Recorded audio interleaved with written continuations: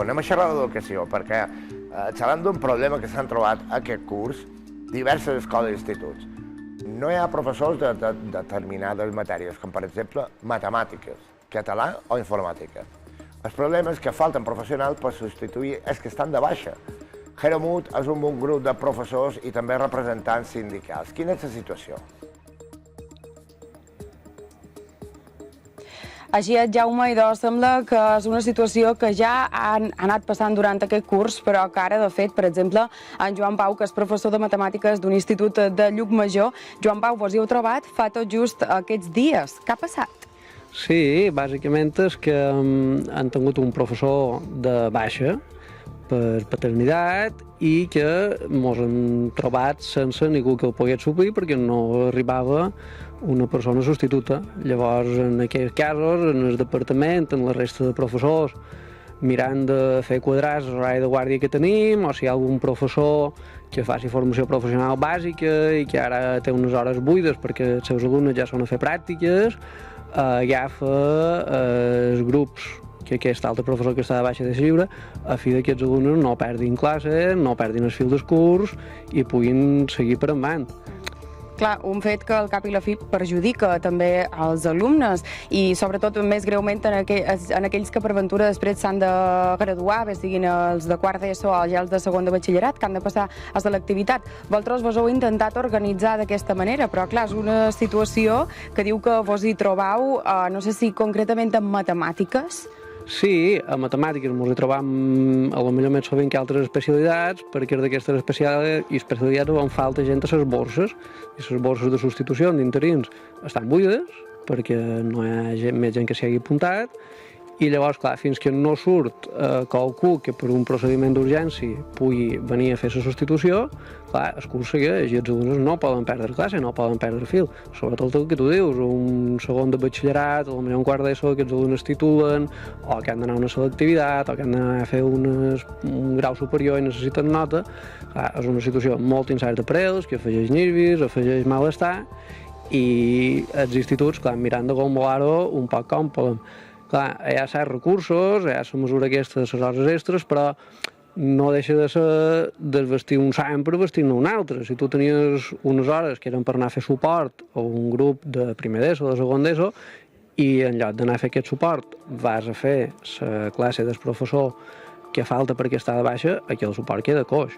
Llavors, és una mesura que en cas d'extrema urgència, perquè no hi ha ningú més a dins les llistes per fer la substitució, l'apliques, i base també que si els professors s'impliquen i tenen una hora buida que per horari haurien de fer atenció a pares però que a aquesta hora no tenen ningú, bé, jo aniré a fer la classe en aquest grup perquè no perdin fil i no perdin matèria, però no és una cosa que puguis garantir, depèn de l'horari. Així és que això és el cas de matemàtiques, però sembla que aquest també no només passa en aquestes assignatures o en aquesta especialitat, sinó que, Ignasi, es tracta d'una cosa, podríem dir, més generalitzada. Efectivament, tal com ho analitzem a UOP, el problema no concerneix una matèria com matemàtiques.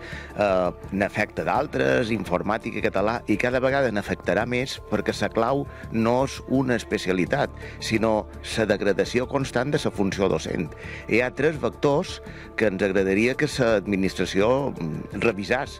Una, perquè els docents perdem capacitat adquisitiva de manera constant. De fet, al llarg dels darrers 15 anys han perdut més d'un 20% de salari real, de poder adquisitiu.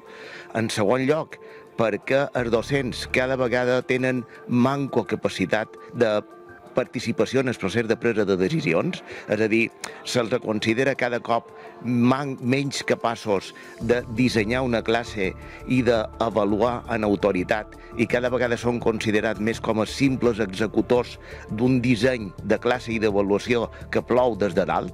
Per tant, se senten manco protagonistes i la conseqüència és que cada vegada la professió té manco prestigi social. De manera que allò que abans era, ho ha dit el mestre, ho ha dit el professor, comença a no significar res o comença a significar molt manco del que significava. Què vol dir? Que molts de joves graduats que poden triar entre la funció docent o una altra feina tenen cada cop més tendència a triar una altra feina. Per tant, si no revisam la funció docent i en comptes de degradar-la, li donem un nou impuls, això afectarà a cada vegada més especialitats. Moltíssimes gràcies a tots dos. Ja ho veus, una situació que en aquest cas es dona a matemàtiques, però també, com comentava en Ignasi, a d'altres assignatures, i és que de fet ho posen de manifest, coincidint en que avui precisament UOP Ensenyament inaugura un nou local. Gràcies, Jero. El Xavi, mentre veiem el vídeo, ho ha dit i després ho ha dit l'entrevistat. Xavi. Sí, a veure, el perfil de ciències exactes són perfils que tenen ara mateix una oferta en el sector privat que estan molt cercats, no? I fa uns anys, probablement, quan una persona triava aquests estudis, però què faràs, professor? Perquè pràcticament no hi havia poca més sortida, perquè eren molt poques persones les que podien dedicar-se a investigació i tal, i aquí encara manco, no? I ara, clar, la capacitat, tot el que sigui relacionat amb computació, resolució de problemes, logística, capacitat per racionalitzar problemes complexos i descomposar-los en parts més petites, que en el final és com se resolen les operacions matemàtiques. Totes les persones que són capaces de fer això estan molt cercades en el sector privat. I després un apunt que és el que deien al final el mateix Ignasi, crec que era, no? De dir, ha perdut molt prestigi social. Això és una pena. Sí, i a més hi ha un punt, i és que hem de menester una revolució en l'educació, perquè estem educant els nens per al segle XX i estem ja al XXI. Aquest model de memorització, de dinàmiques obsoletes... Pinta de nou, Sí, exacte. Jo crec que s'ha de fer un canvi. S'han de trencar les parets de les classes i s'ha de jugar a un altre lloc en les escoles. Jo no som especialista en el tema, però crec que el model que tenim no funciona.